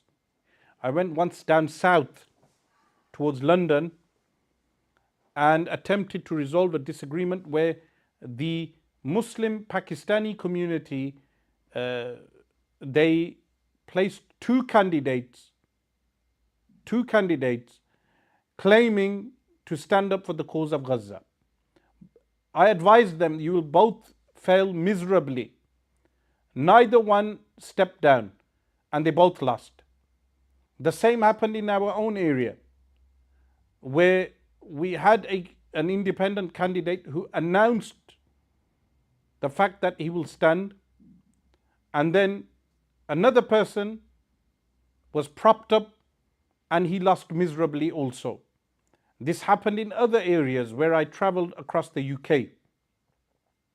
So when Jeremy Corbyn announced your party, there are many opportunists who are jumping on to what is known as your party in order to have seats in the council elections next year.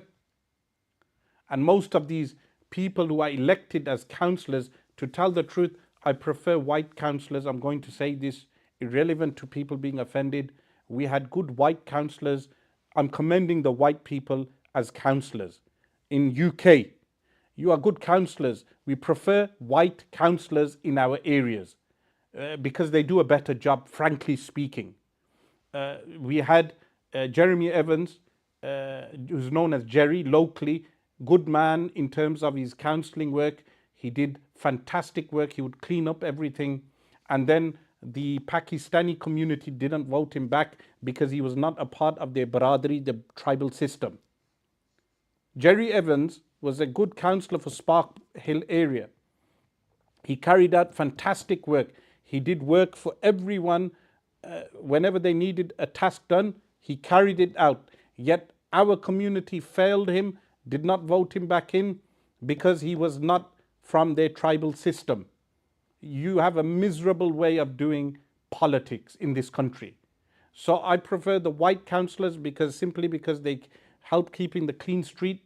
We wouldn't have this HMO problem. You had Muhammad Hafiz standing up for elections in our constituency, yet this individual was involved in opening so many HMOs in our area. Unregulated HMOs. HMOs that have no regulation, drug dealers, drug addicts from all over the UK being placed into our area. He doesn't even live in the area, which is not a problem necessarily, but he opened HMOs in the area. And people vote these people based on the Bradri, the tribal vote. Shabana Mahmood won on a tribal vote. Now she's Home Secretary. Imagine that. Home Secretary being voted in on a Pakistani tribal vote. That is how miserable the politics of this country has become. You have a Home Secretary that is voted in just because the Gujjar Bradri or the Jat Bradri or the Raja Bradri has this tribal groups have decided to vote her in. So the white councillors we had in the past, I remember them in my childhood in the 1980s. In the 1990s, they did fantastic work for the area. We want them back in. And of course, they need other credentials, their skills, their professionalism, all these things. Meaning, if there's someone from a different background and he has a better skill set, he's better at the job, of course he should be voted in. But not simply because he is brown, he is given preferential treatment, like Sadiq Khan or these type of people. Just because you're brown, you will be placed at the front. No, you need a good skill set.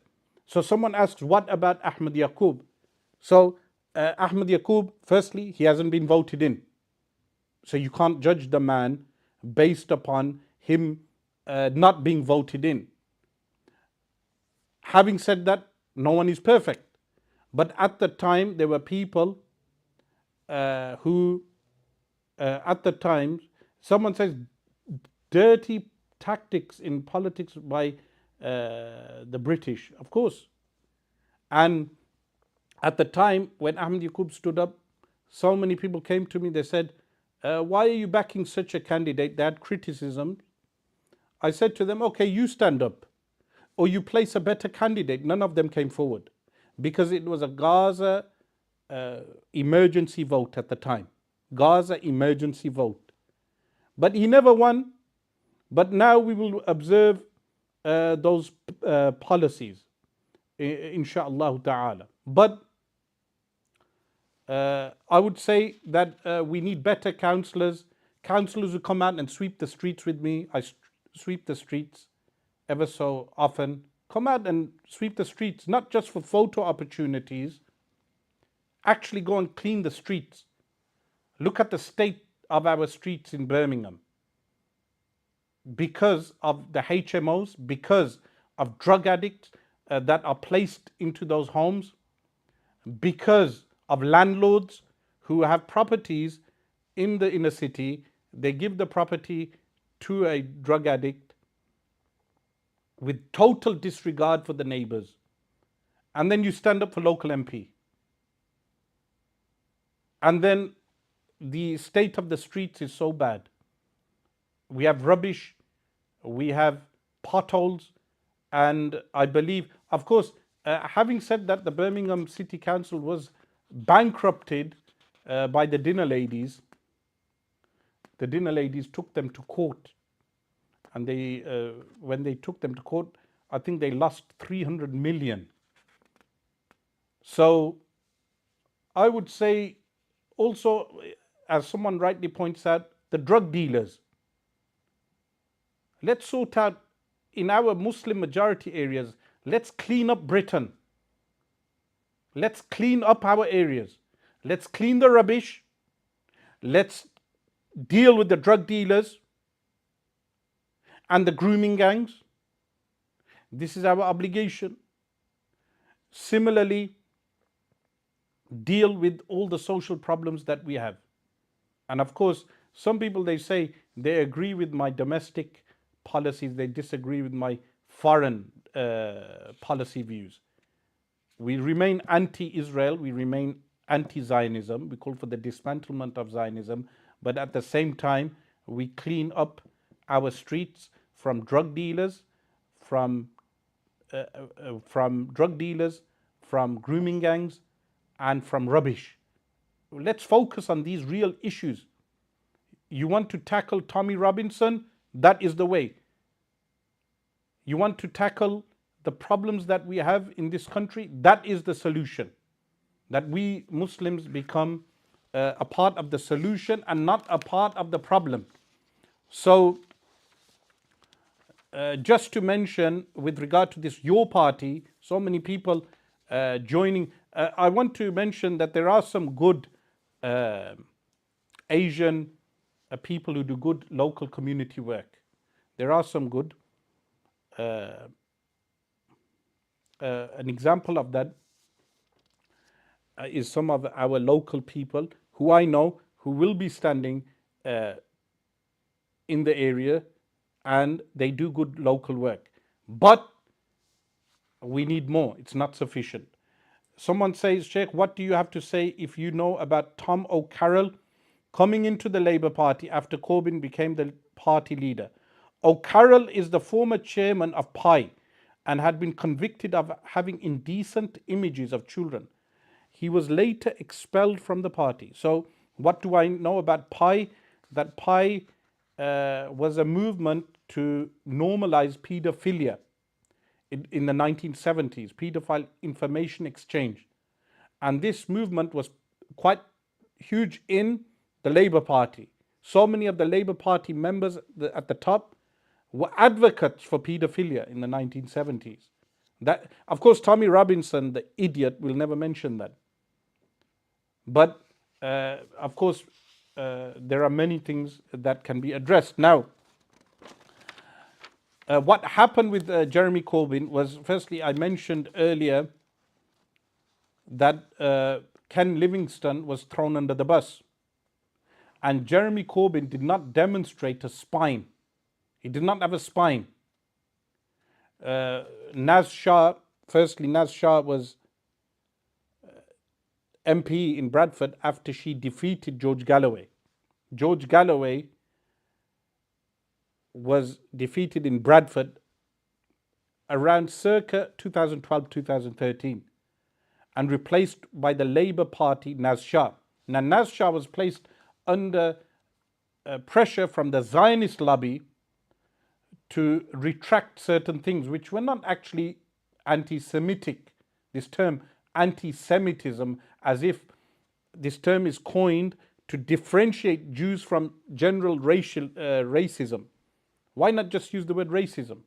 Why have a specific term for the Jewish community? Nevertheless, Naz Shah was pressured to the point that she was removed from the Labour Party at that time.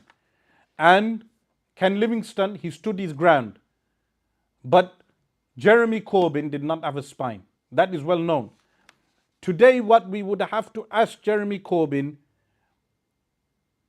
is he a supporter of the one-state solution?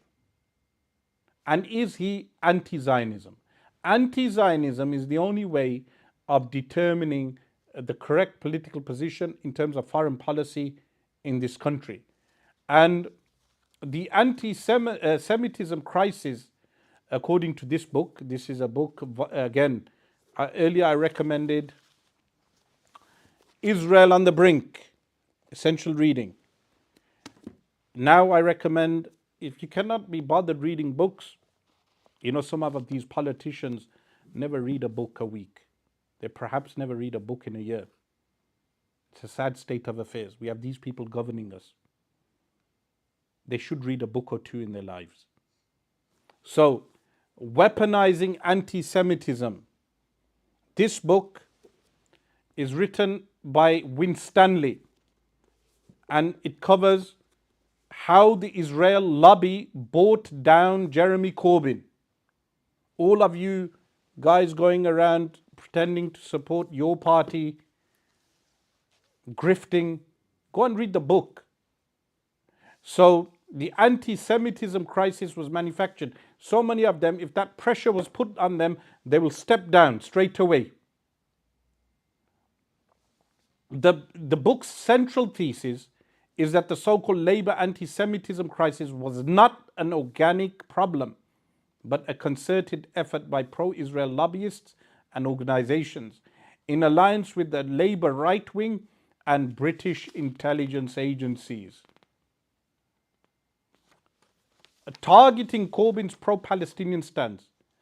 According to Winstanley, Corbyn became a target because of his long history of supporting Palestinian solidarity.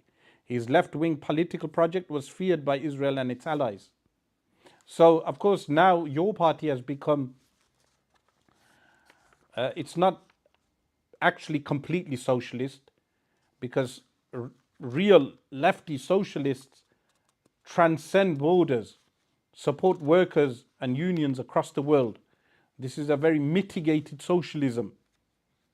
And then also what this book covers is a plot to prevent a socialist prime minister. And what he claims is that a plot was engineered to destroy Corbyn's bid for power and to stop a socialist from entering Downing Street. And what it mentions also is that mainstream media outlets, including The Guardian and the BBC, uncritically amplified stories about Labour's anti-Semitism without proper fact-checking. Doesn't history repeat itself? It repeats itself that people today do not fact-check, meaning these media outlets do not fact-check so many things. Remember, on October the 7th, so many times they mentioned that babies were killed and targeted by Hamas, a proscribed terrorist organization here in the UK. But when you fact check that, it was not factual.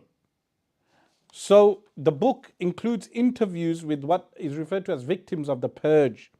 Many individuals who were victimized by the purges, carried out by the Labour leadership under the guise of tackling anti-Semitism, a loaded term.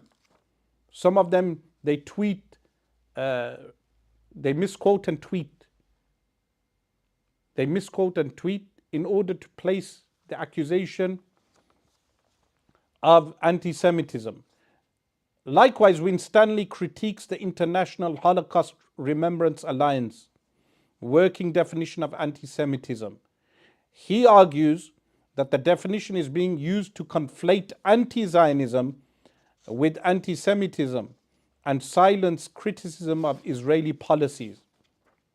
So this, of course, the book calls out lobbyist groups and influence specific groups like the Jewish Labour Movement, Labour Friends of Israel, and the Board of Deputies of British Jews, which these groups work to inflate the public perception of anti-Semitism within Labour.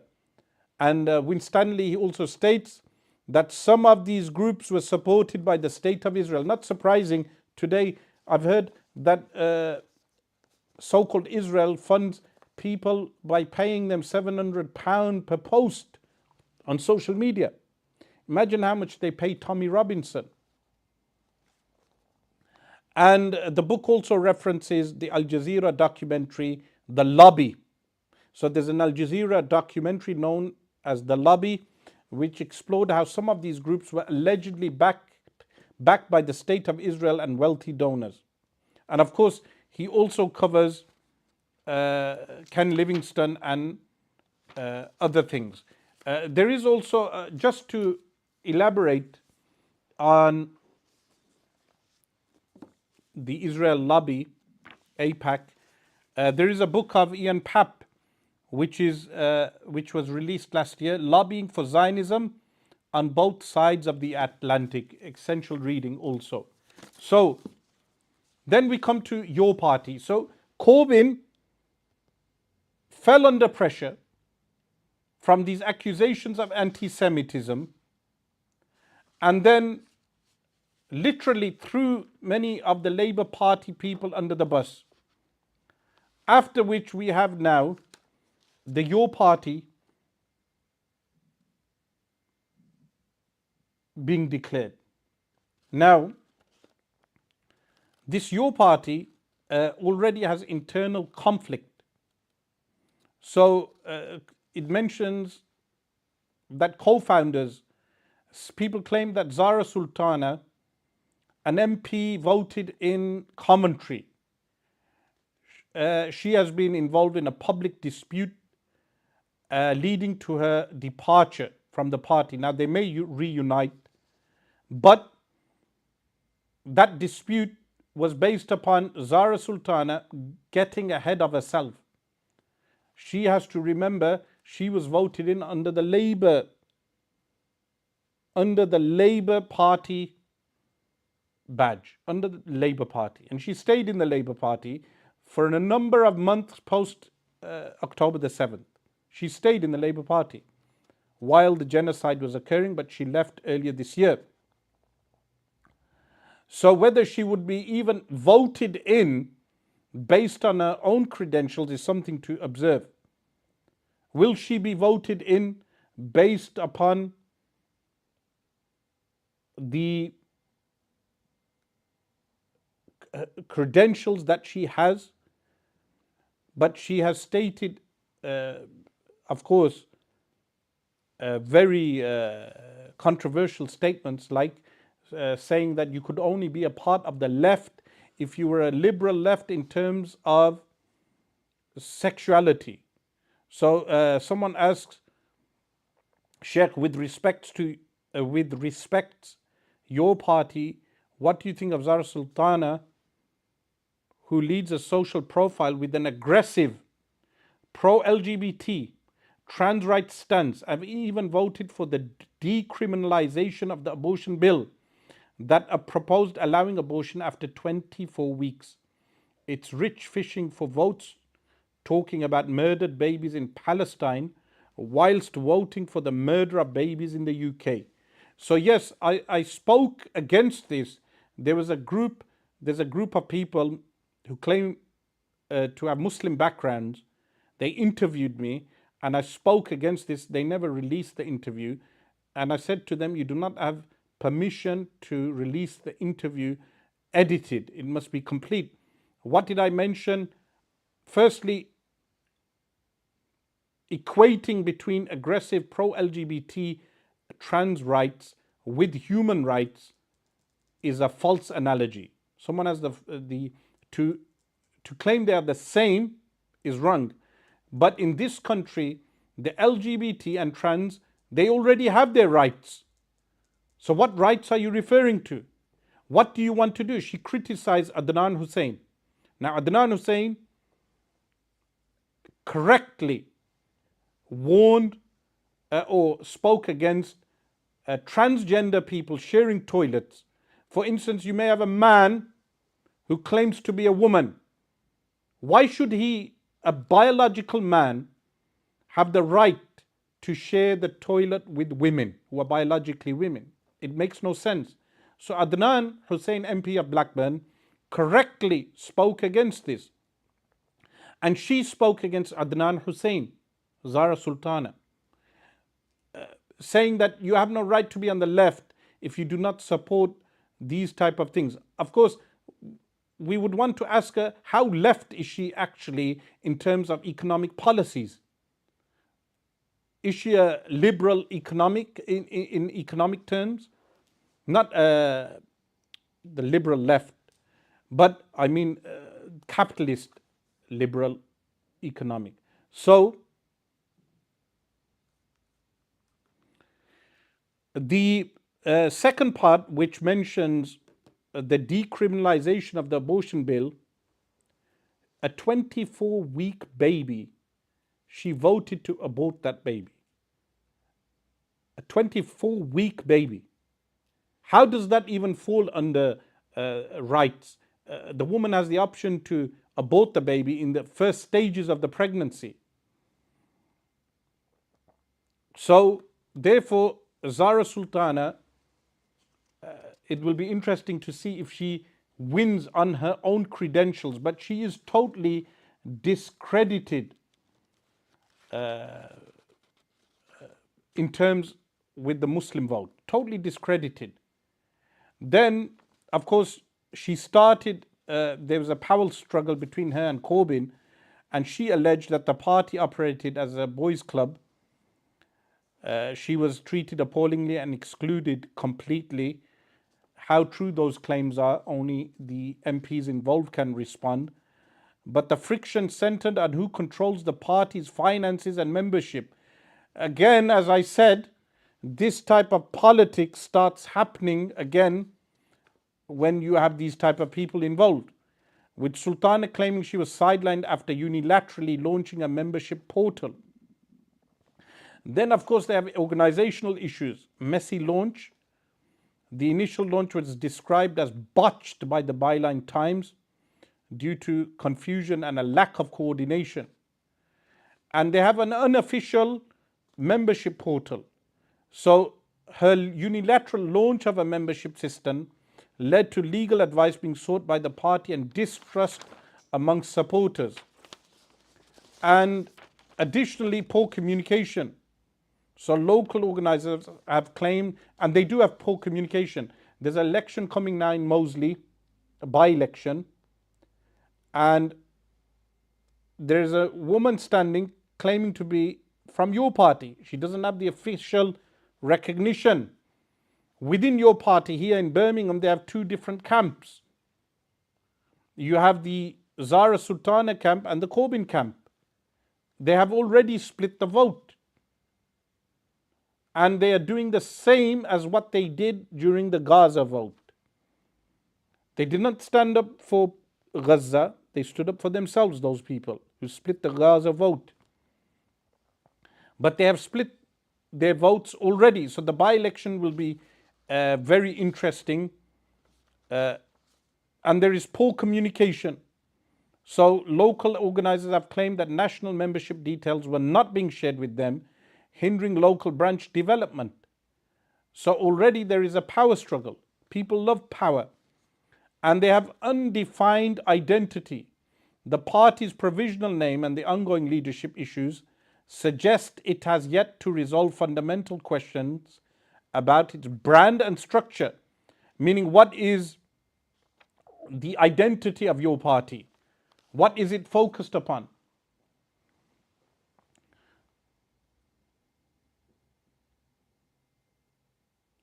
So Zara Sultana said, I've always stood with trans community and I always will. The same forces targeting migrants and Muslims are attacking LGBTQ plus, I don't know how many letters you're going to add to that, people, especially trans people. Our safety is in solidarity. None of us are free until all of us are free. That's the new party we're building. This was stated on 31st August. Bigotry has no place in it. Now, no one is calling for bigotry against anyone. But the English population, the white English population, has valid concerns regarding immigration policies of this country. They have valid concerns. The English population, I repeat, have valid concerns of migration like anyone will in any country. When mass migration is changing the demographics of your country, you have a valid concern. So for her to conflate LGBT with migration and with Muslims, all of these are three different issues. The LGBT and trans people in this country have their rights. So why are you continuously banging on about this issue? With regard to migration, the government needs to be called out with regard to migration, even though the expenditure is less than 0.5% of a percent of the economic budget. that needs to be fact checked. But people have concerns with regard to demographics and mass migration. So this should not be equated. So, with regard to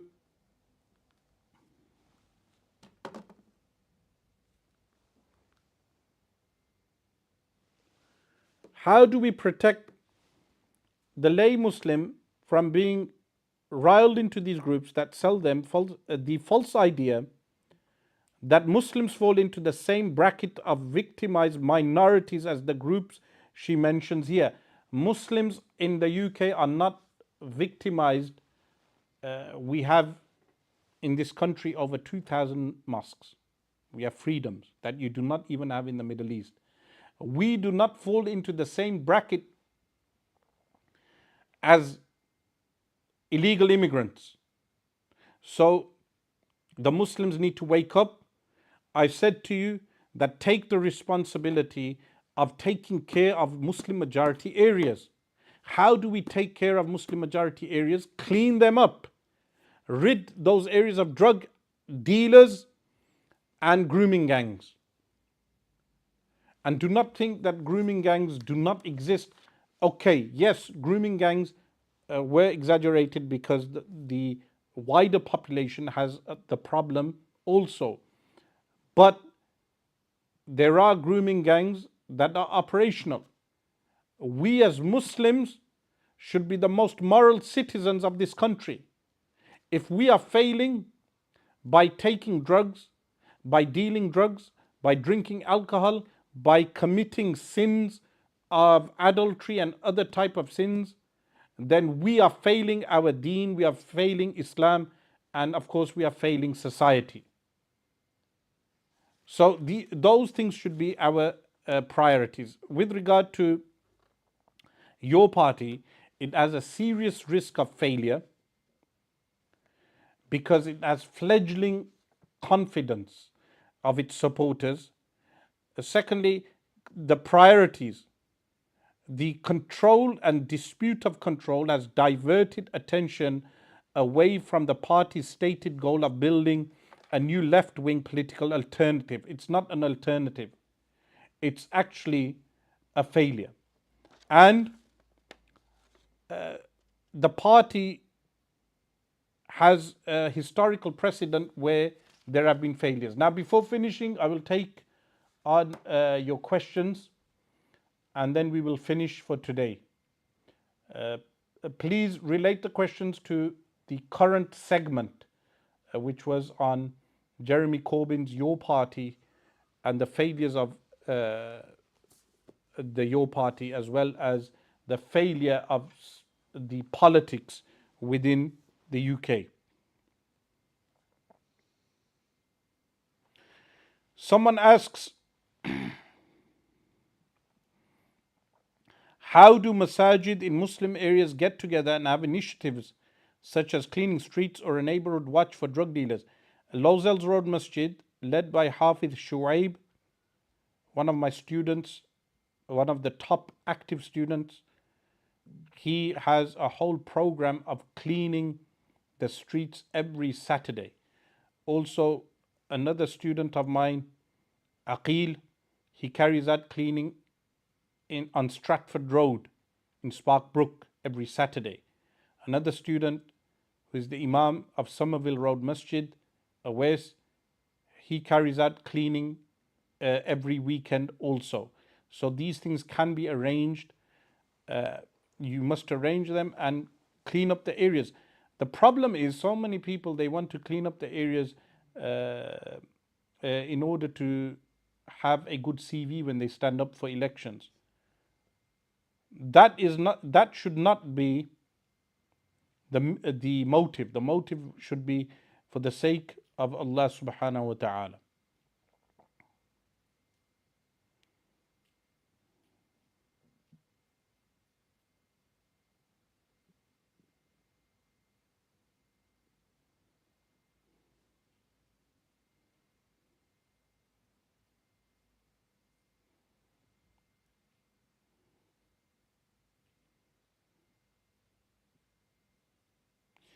Someone asks with regard to the Fabian Society and how Corbyn's a member.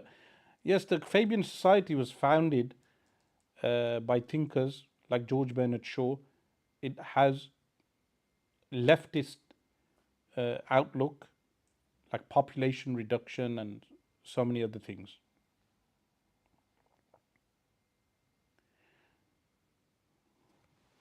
Someone asks, what are your thoughts on Zach Polanski and the Green Party policies? Well, the Green Party did split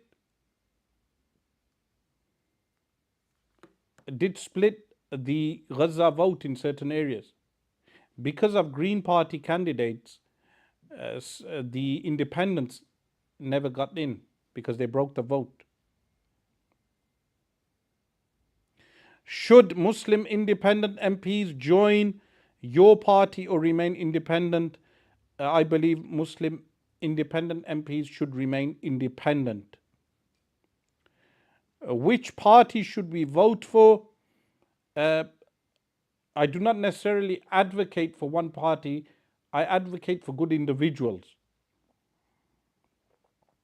So you base it on the candidate also.